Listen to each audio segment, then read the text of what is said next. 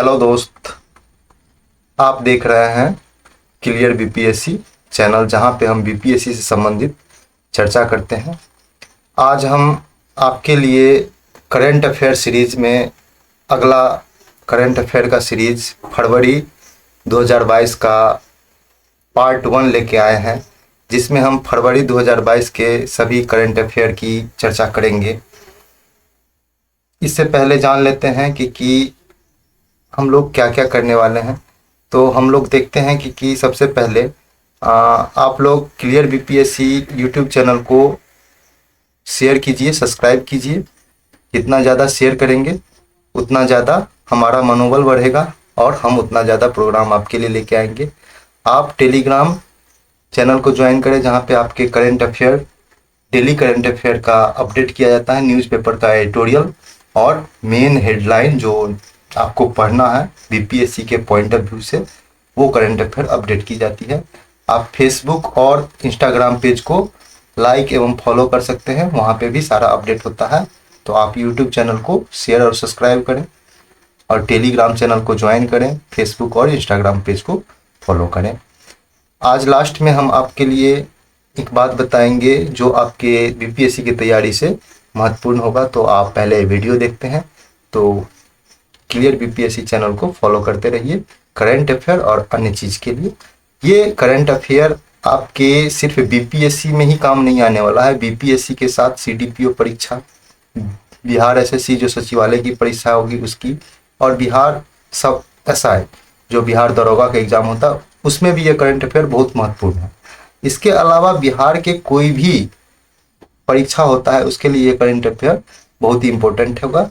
तो हम बात करते हैं अगले करंट अफेयर के न्यूज़ के बारे में। तो सबसे पहला नंबर हम पॉइंट देखेंगे फरवरी 2022 के पार्ट 1 में। पहला नंबर, भारतीय अंतरिक्ष अनुसंधान संगठन ISRO, Indian space research organisation ने आंध्र प्रदेश के श्रीहरिकोटा कहाँ है? आंध्र प्रदेश में।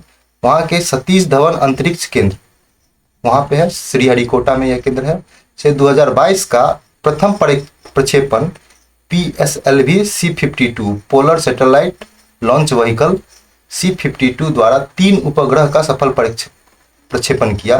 पहला है पृथ्वी अवलोकन उपग्रह, अर्थ ऑब्जर्वेशन सैटेलाइट, इसे अर्थ का ऑब्जर्व किया जाता है। और दूसरा है INSTED-2 टेक्नोलॉजी डेमोन्स्ट्रेशन, यह भारत और भूटान का संयुक्त उपक्रम है। तो ये दोनों याद रखेंगे। और तीसरा है InspireSat-1, ये छात्र दिन द्वारा निर्मित उपग्रह है, तो ये हम लोग याद रखेंगे। दूसरा है इसरो ने ही अपना संचार उपग्रह INSAT-4B को 14 साल के बाद, 14 साल पहले इसका प्रक्षेपण किया गया था INSAT-4B का, 14 साल के बाद भूस्थितिक कक्षा से हटाकर उसे सेवा मुक्त कर दिया गया। मतलब अब इसका प्रयोग नहीं किया जाएगा, इसके डाटा को कलेक्ट नहीं किया। तीसरा नंबर देखेंगे, भारतीय क्रिकेट कंट्रोल बोर्ड BCCI ने IPL के 15वें सीजन जो 2022 में हो रहा है, 15वें सीजन हुआ है, का आयोजन 26 मार्च से 29 मई 2022 के बीच होगा। नीलामी जो इसकी खरीदारी थी, खिलाड़ी की खरीदारी का नीलामी 12 और 13 जनवरी के बीच किया गया था, जिसमें सबसे महंगा खिलाड़ी बिहार के ईशान किशन, जो सबसे महंगा खिलाड़ी है बिहार के ईशान किशन को मुंबई इंडियंस ने 15.25 करोड़ में खरीदा। और सबसे महंगे विदेशी खिलाड़ी इंग्लैंड के हैं लियम लिविंगस्टन को पंजाब किंग्स ने 11.50 करोड़ में, 11.5 करोड़ में खरीदा है। तो ये दोनों याद रखेंगे हम लोग। उसके बाद तीसरा है कि IPL 15 2022 में 2 नई टीमें, गुजरात टाइटन पहला है और दूसरा है लखनऊ सुपर जायंट्स को शामिल किया गया था। तो इस बार 2022 में IPL की कुल 10 टीमें मैच खेली है। 2021 तक 8 टीमें खेली करती थी, इस बार 10 टीमें IPL खेली है। नेक्स्ट न्यूज़ देखेंगे हम लोग कि चौथा, भारत सरकार ने 2020 में चीन के 267 मोबाइल एप्लीकेशन को प्रतिबंधित कर दिया था। कब? 2020 में, कोरोना टाइम में। उसके बाद गृह मंत्रालय ने फरवरी 2022 में फिर से 54 अन्य मोबाइल एप्लीकेशन को देश के लिए खतरा बताते हुए प्रतिबंध करने के लिए इलेक्ट्रॉनिक एवं सूचना प्रौद्योगिकी मंत्रालय को यह प्रस्ताव भेजा है कि आप इन 54 मोबाइल एप्लीकेशन को प्रतिबंधित कर दीजिए भारत से। 5वां नंबर न्यूज देखेंगे, भारतीय सेना के सर्वोच्च कमांडर कौन होते हैं? राष्ट्रपति। तो अभी है रामनाथ कोविंद साहब, ये होते हैं, पॉलिटी में पढ़ते हैं हम लोग। भारतीय नौसेना बेड़ा समीक्षा, प्रत्येक राष्ट्रपति, जिसे फ्लीट रिव्यू कहा जाता है, भारतीय नौसेना बेड़ा समीक्षा जिसे फ्लीट रिव्यू कहा जाता है, उसे 21 फरवरी 2022 को विशाखापट्टनम के तट पर किया। फ्लीट रिव्यू को एक राष्ट्रपति अपने कार्यकाल के दौरान सिर्फ एक बार करता है, तो इसलिए इंपॉर्टेंट है। फ्लीट रिव्यू का यह 12वां संस्करण था। थीम था भारतीय नौसेना राष्ट्र की सेवा में 75 वर्ष। पिछला फ्लीट रिव्यू प्रणब मुखर्जी 6 फरवरी 2016 में किया था। स्वदेश निर्मित अपतटीय गश्ती पोत INS सुचित्रा का नाम राष्ट्रपति याट रखा गया है, राष्ट्रपति याट। तो ये भी याद रखेंगे, इसको हम लोग इम्पोर्टेंट मान के चलते हैं, ये इंपॉर्टेंट है। 5th number news. 6th number में देखेंगे, यूक्रेन रूस युद्ध में यूक्रेन में फंसे भारतीय छात्र को निकालने के लिए ऑपरेशन गंगा चलाया गया। यूक्रेन की राजधानी का नाम कीव है और रूस के राजधानी का नाम मॉस्को है, याद रखेंगे, ये भी इंपॉर्टेंट हो सकता है, आ सकता है एग्जाम में। 7 नंबर न्यूज देखेंगे, 11वीं सदी के वैदिक दार्शनिक एवं समाज सुधारक संत रामानुजाचार्य की बैठी हुई मुद्रा में विशाल प्रतिमा तेलंगाना के हैदराबाद में, कौन सी मुद्रा में? बैठा हुआ मूर्ति होगा। तेलंगाना के तेलंगाना के हैदराबाद में स्थापित किया गया। यह प्रतिमा 5 धातु से बनाया गया है। पहला है तांबा, दूसरा है चांदी, तीसरा है सोना, चौथा है जिंक और 5वां है टाइटेनियम। तो ये 5 धातु से मिलकर बनाया गया है। 216 फीट की यह ऊंची प्रतिमा होगी, जो विश्व की दूसरी सबसे बड़ी बैठी प्रतिमा होगी, खड़ी नहीं बैठी। इसे स्टेच्यू ऑफ इक्वलिटी का नाम दिया गया है। इस प्रतिमा को स्टेच्यू ऑफ इक्वलिटी का नाम दिया गया है, ये इंपॉर्टेंट है। इसे PM मोदी ने 5 फरवरी 2022 को लोकार्पण किया। यह प्रोजेक्ट 45 एकड़ में फैला हुआ है और 1000 करोड़ की लागत से बना है। रामानुजाचार्य का जन्म 1017 ईस्वी में हुआ था, तमिलनाडु में हुआ था। तो ये भी याद रखेंगे, हम लोग हिस्ट्री में पढ़ते हैं कि तमिलनाडु में उनका जन्म हुआ था और 120 वर्ष के बाद 1137 वर्ष की आयु में उनका निधन हो गया था। तो इसको हम VVI करके चलते हैं, क्योंकि ये पूछेगा स्टेच्यू ऑफ इक्वलिटी कहाँ पे है, तो याद रखेंगे हम लोग। 8वां नंबर है, गुजरात के अहमदाबाद में 26 जुलाई 2008 को श्रृंखलाबद्ध बम धमाका हुआ था। गुजरात के अहमदाबाद में। इस मामले में 13.5 वर्ष बाद अहमदाबाद के विशेष अदालत ने 39 आरोपी को सजा सुनाया।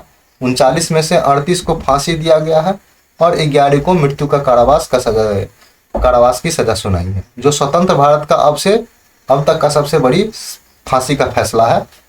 38 को एक साथ कभी फांसी नहीं दिया गया था। इससे पहले 26 को फांसी दिया गया था राजीव गांधी के हत्या के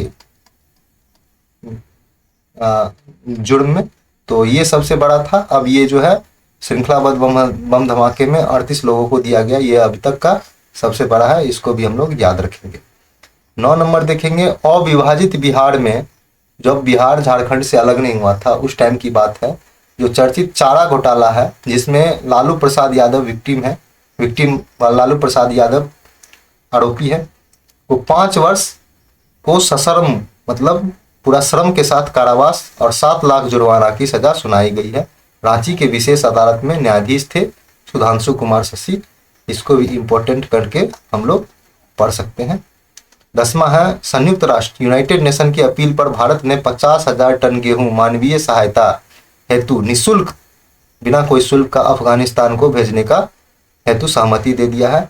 इसमें से फरवरी 2022 में 25,000 टन, लगभग 50% गेहूं पाकिस्तान के रास्ते भेजा जा चुका है। याद रखेंगे किसको भेजा गया है, ये भी पूछा जा सकता है। नेपाल के सर्वोच्च न्यायाधीश शमशेर JB राणा के विरुद्ध महाभियोग का प्रस्ताव लाया गया। उसके बाद राणा निलंबित हो गए। कार्यवाहक मुख्य न्यायाधीश दीपक कुमार कर्की बने हैं। अगर 2/3 बहुमत से यह प्रस्ताव पारित हो जाता है तो राणा जी का पद मुक्त हो जाएगा। ये याद रखेंगे। शमशेर जेबी राणा किस देश के हैं। 12वां नंबर देखेंगे, भारत का प्रथम वाटर टैक्सी सेवा मुंबई से नवी मुंबई के बीच शुरू किया गया है। भारत का प्रथम है, इसलिए याद रखेंगे। 13 नंबर देखेंगे, जर्मनी में सोशल डेमोक्रेटिक पार्टी के फ्रैंक वोल्टेज स्टेनमियर 5 वर्ष के लिए राष्ट्रपति बने हैं। जर्मनी में राष्ट्रपति औपचारिक प्रमुख होता है, जैसे भारत के राष्ट्रपति होते हैं, और भारत के कार्यकारी प्रमुख प्रधानमंत्री होते हैं, लेकिन जर्मनी के कार्यकारी प्रमुख चांसलर होता है। तो ये भी याद रखना है कि कौन बने हैं, फ्रैंक वोल्टेज स्टीनमियर वहां के राष्ट्रपति। नेक्स्ट देखेंगे, G20 का 17वां सम्मेलन 30 से 31 अक्टूबर 2022 के बीच इंडोनेशिया के बाली में प्रस्तावित है। इसके पश्चात ये जो सम्मेलन हो जाएगा, इसके पश्चात 1 नवंबर 2022 से 30 नवंबर 2023 तक के लिए भारत G20 की अध्यक्षता करेगा। उस टाइम में भारत की आज़ादी का 75 वर्ष का समारोह भी स्टार्ट हुआ रहेगा। तो उस टाइम में G20 की अध्यक्षता करेगा कौन, भारत।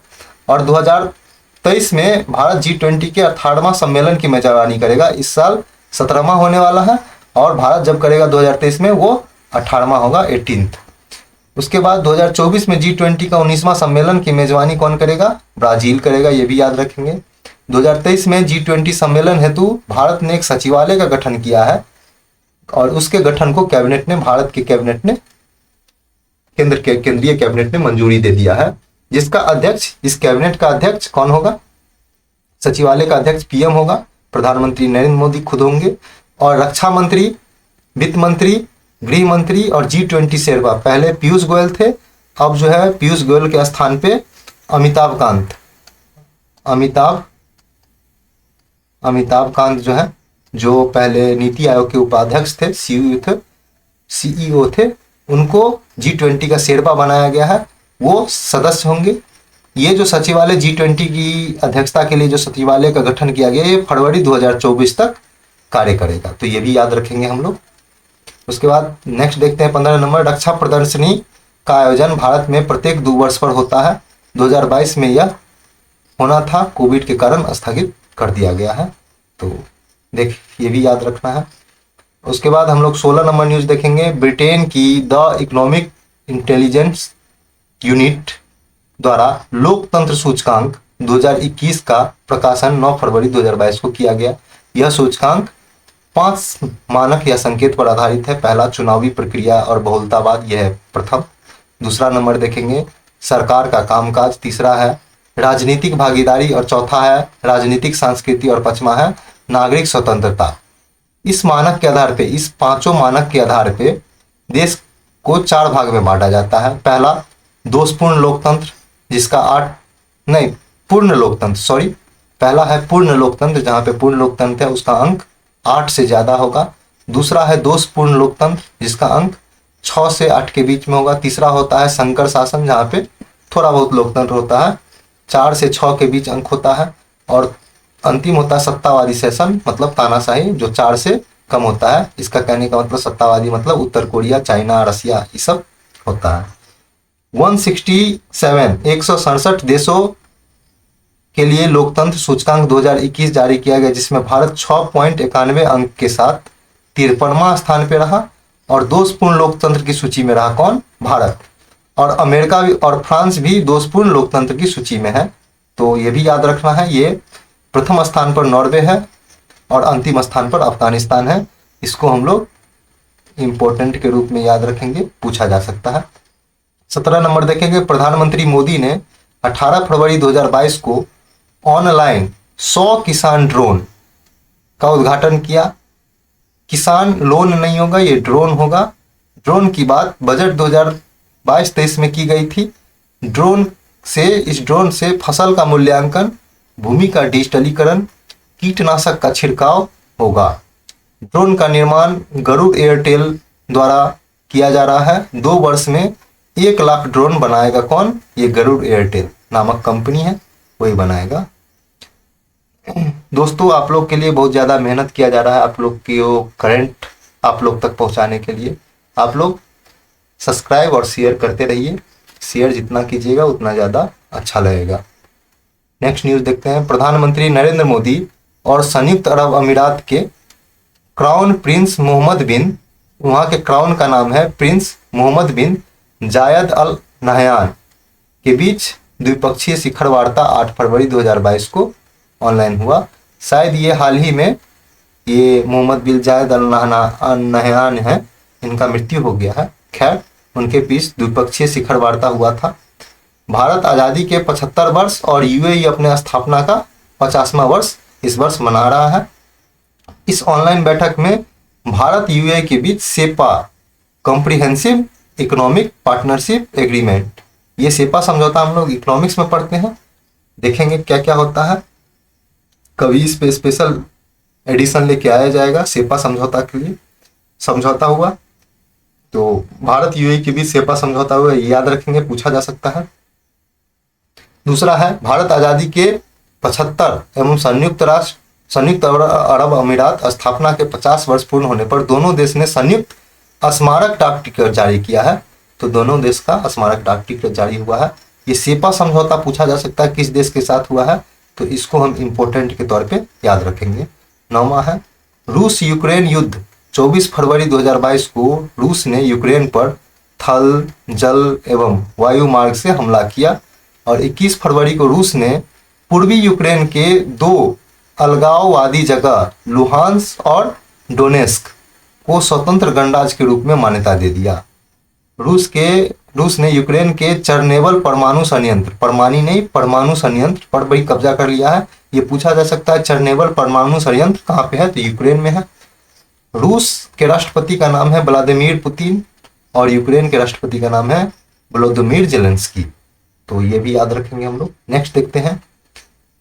विजय माल्या 9,000 करोड़ लेकर भाग गया और नीरव मोदी 14,000 करोड़ का घोटाला करके देश से भाग गया। उसके बाद जहाज निर्माण एवं जहाज मरम्मत करने वाली कंपनी का नाम है एबीजी शिपयार्ड लिमिटेड के मालिक का नाम है ऋषि कुमार अग्रवाल ने 2012 से 17 के बीच 22,842 करोड़ का घोटाला किया है, जिसका पर्दाफाश सीबीआई ने किया है और यह अब तक का सबसे बड़ा घोटाला है। इसको हम लोग याद रखेंगे। नेक्स्ट देखेंगे। विश्व इस्पात संघ द्वारा जारी आंकड़ों के अनुसार 2020 की तुलना में 2021 में कच्चे माल उत्पादन में 3.7% की वृद्धि हुई है, जिसमें सबसे बड़ा उत्पादक चीन है और दूसरा सबसे बड़ा उत्पादक भारत है, तो याद रखें। उसके बाद हम लोग देखेंगे प्रधानमंत्री नरेंद्र मोदी ने 9 फरवरी 2022 को एशिया का सबसे बड़ा गोवर्धन बायो सीएनजी संयंत्र का उद्घाटन ऑनलाइन रूप से मध्य प्रदेश के इंदौर में किया। कहाँ किया है? इंदौर में किया है।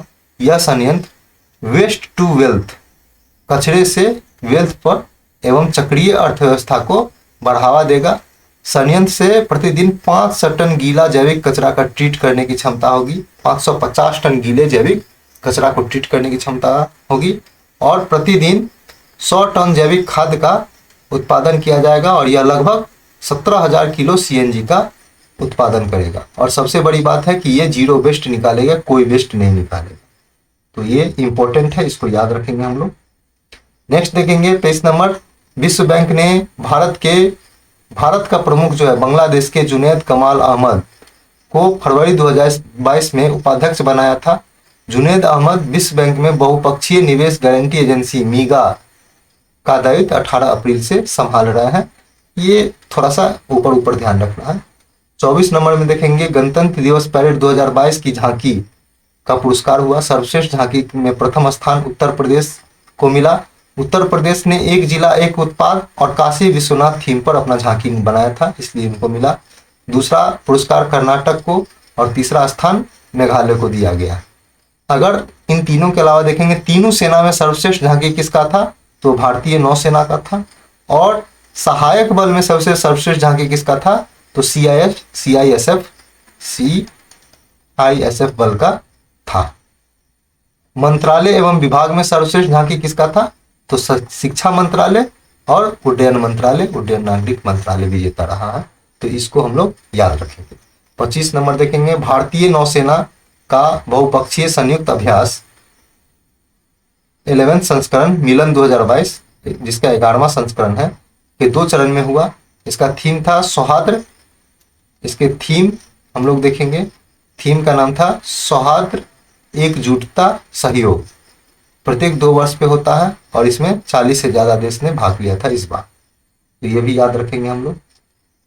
उसके बाद नेक्स्ट देखेंगे 26 नंबर 48वां शिखर वार्षिक खजुराहो नृत्य महोत्सव। खजुराहो जगह का नाम है, वो मध्य प्रदेश में है। तो खजुराहो नृत्य महोत्सव मध्य प्रदेश के छतरपुर में 20 से 26 फरवरी को संपन्न हुआ। थीम था आज़ादी का अमृत महोत्सव। ऊपरी तौर पे इसको भी याद रखेंगे। 27 नंबर देखेंगे हिमाचल प्रदेश के कुल्लू के मनाली को लाहौल स्पीति से जोड़ने वाली अटल टनल सुरंग रोहतांग दर्रा में है। यह सुरंग का नाम गिनीज ऑफ वर्ल्ड रिकॉर्ड में शामिल हुआ है। क्यों हुआ है? क्योंकि यह 10,000 से ज़्यादा ऊंचाई पर सुरंग के रूप में दर्ज किया गया है, तो याद रखेंगे। 28 नंबर बिहार के शकीबुल गनी प्रथम श्रेणी क्रिकेट में डेब्यू मैच